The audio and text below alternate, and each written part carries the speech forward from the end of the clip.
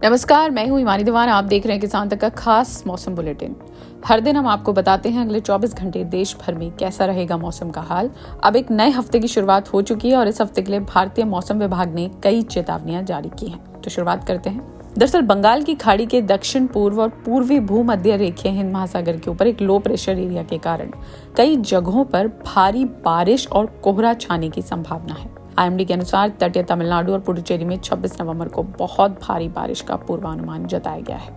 अगर अब हम भारतीय मौसम विभाग का मैप देखें तो यहाँ भी दक्षिण राज्यों के लिए चेतावनी जारी की गई है। खासतौर पर तमिलनाडु में अगर आप देखें तो तटीय क्षेत्रों के लिए रेड अलर्ट जारी किया गया है। ये देखिए, यहाँ पर तमिलनाडु के आसपास के पूरे एरिया में रेड अलर्ट जारी किया गया है। इसके अलावा आंध्र प्रदेश, रायलसीमा, यहाँ येलो अलर्ट है बारिश का।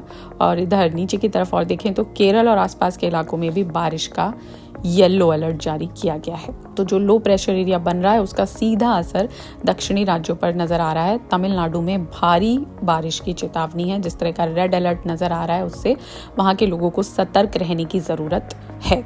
अब अगर हम उत्तर भारत का रुख करें तो यहाँ घने कोहरे की स्थिति बनी रहेगी, खासकर सुबह के समय।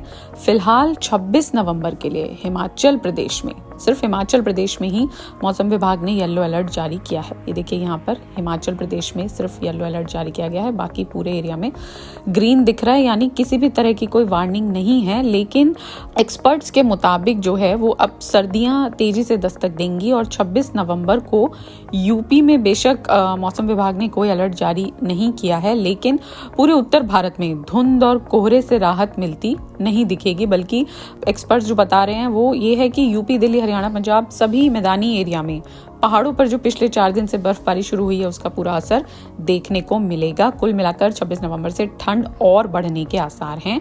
लखनऊ समेत वैसे ही पूरे उत्तर प्रदेश में पछुआ हवाओं ने अब ठंडक बढ़ा दी है।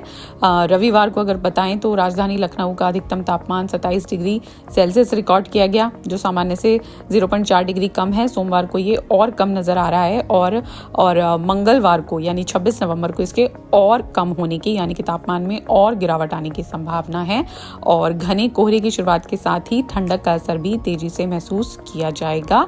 और मौसम विभाग ने भी 26 नवंबर को तापमान में गिरावट और कोहरे के बढ़ते प्रभाव को लेकर उत्तर भारत के लिए एक चेतावनी दी है। और वैज्ञानिकों का भी कहना है कि दिन और रात दोनों के तापमान में अब 2 से 3 डिग्री की गिरावट दर्ज की जा सकती है आने वाले दिनों में। और घने कोहरे की वजह से जो है विजिबिलिटी में कमी आएगी, तो थोड़ा सा सामान्य जनजीवन अब ठंड की वजह से प्रभावित होता नजर आएगा। तो इसकी तैयारियां अब आप सबको शुरू कर देनी चाहिए। तो ये था मौसम 26 नवंबर के लिए। और चलते चलते आपको ये भी बता दें कि जो इस साल सर्दियां हैं वो एंट्री जो है सर्दियों की नॉर्मल टाइमिंग से बहुत देरी से हो रही है। आमतौर पर नवंबर के मध्य तक, यानी कि मिड नवंबर तक, 15 नवंबर तक, 16 नवंबर तक ठंडक शुरू हो जाती है, लेकिन इस बार 20 नवंबर तक भी तापमान सामान्य से ऊपर बना रहा है।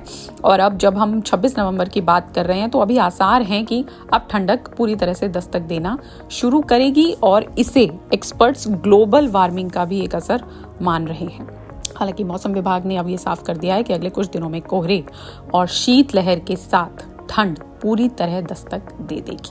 आप देखते रहिए किसान तक, और किसान तक का एक खास मौसम बुलेटिन रात को 8 बजे हर रोज आपको बताते हैं अगले 24 घंटे के मौसम का हाल।